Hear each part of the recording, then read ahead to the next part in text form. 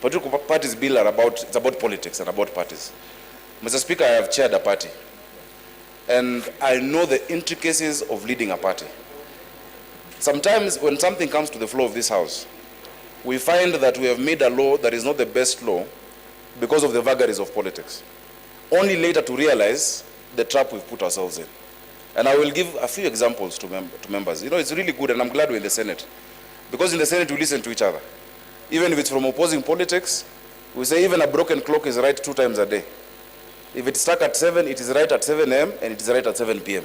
So it's good to listen to each other. Mr. Speaker, the registrar could not give us a copy of our register by polling station, because you need the register by polling station. When she came here, she said she can only give us by ward. Now, if you have a register in every ward, 1 register, surely those names are in every polling station in the ward, people will just go around in buses.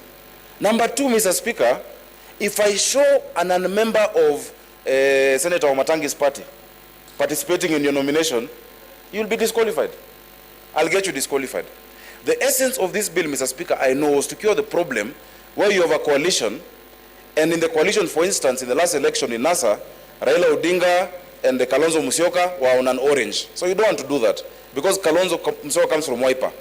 The solution would not be to create a coalition party. The solution would be to say that where a coalition has fielded a joint candidate, allow the coalition or the candidate to use the logo and the slogan of that party. If you did that, then you would sort out the issue, because Article 38 says every Kenyan can join a party.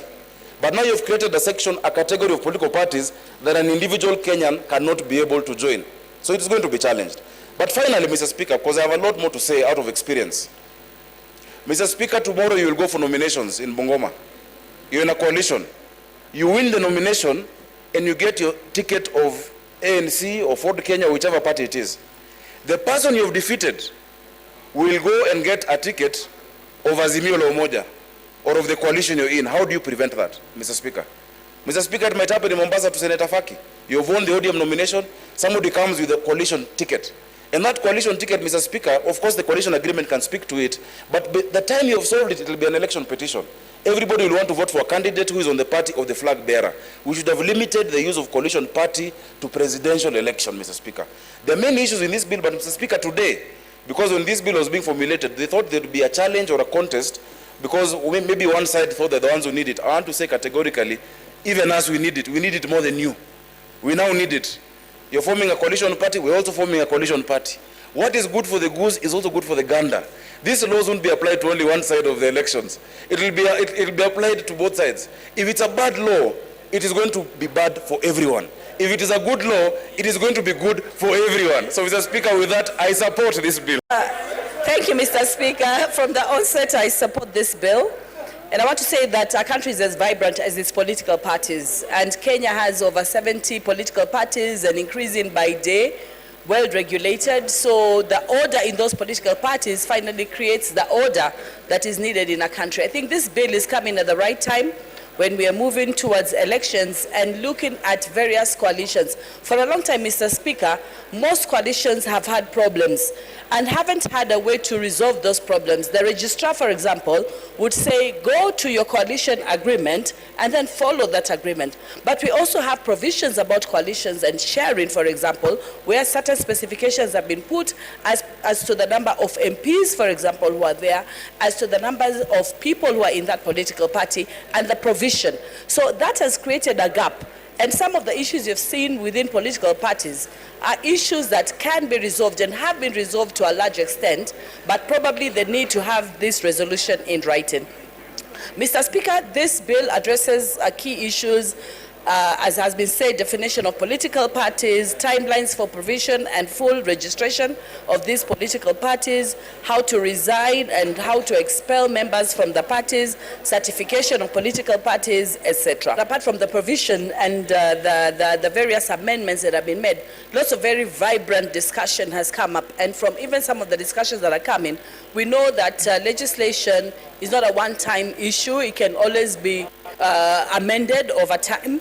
And in the report, certain specific issues have been put. For example, the threshold that political parties should meet to qualify for public funding. This is very key. Duplication and overlaps in mandate of dispute resolution fora arising from political party primaries. ensuring equality in treatment of political parties by, among others, subjecting existing political parties to the requirement in the bill that new parties need to comply with prior to registration, and last, funding of political parties liaison committee. All these issues are important, Mr. Speaker. Some have been directly addressed in the bill, and many more will create very vibrant discussion, both at the level of political parties and the registrar. I thank you, Mr. Speaker. Speaker, is to put in place and ensure that the definition of political party should be defined properly, so that even if you go to court, an NGO cannot come up and say they want to be a political party. So, Madam Speaker, I propose.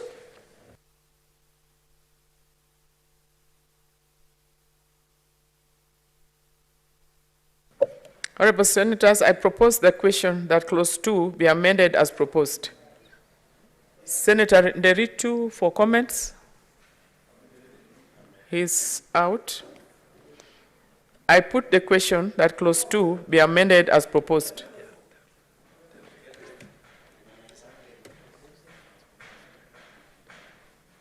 So, Senator Aaron Cheriot.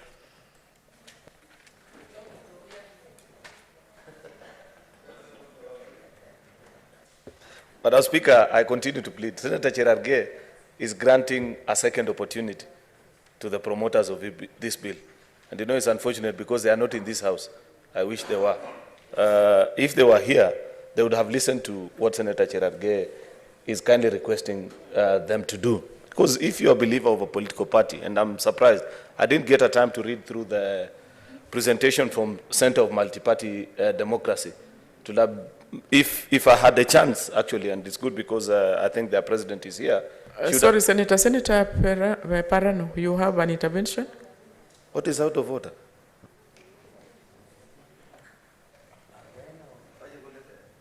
Give her the mic. I had initially, Madam Speaker, wanted to oppose the amendment proposed by Senator Cherargei. So I pressed, and you didn't see that I had pressed. So I'll the time will come for the division, yes. You know, Madam Speaker, it will be nice to hear from Senator Pareno, because I know she's a deep state in certain political parties. Anybody who has been director of elections knows a lot about political parties and their distinct habits and practices. There's a point that I made, and I said I needed to hear what the president of CMD, the good senator, my good friend Senator Abshiro, will say about this, because I thought CMD, in its formation, advocates for the growth of multi-party democracy in our country, especially remembering our history. Because if you look back to 1992, Madam Speaker, it was a big thing, the repealing of Clause 2A, where all Kenyans were being forced to be under one political formation. That at that particular point, if you are kicked actually out of a political party, you actually lose your seat in parliament. The majority leader, and unfortunately is not here, was once a victim in 1998, where when he lost favor with the powers that be in Kanu, he was actually kicked in parliament. I'm surprised that in his old age, he could be advocating for such a dangerous and draconian piece of legislation, Madam Speaker. The reason why I mentioned CMD is because Center for Multi-Party Democracy, if you read through their objectives and reason data, they speak about inculcating cultures of democracy and seeing the growth of multi-party democracy in our country.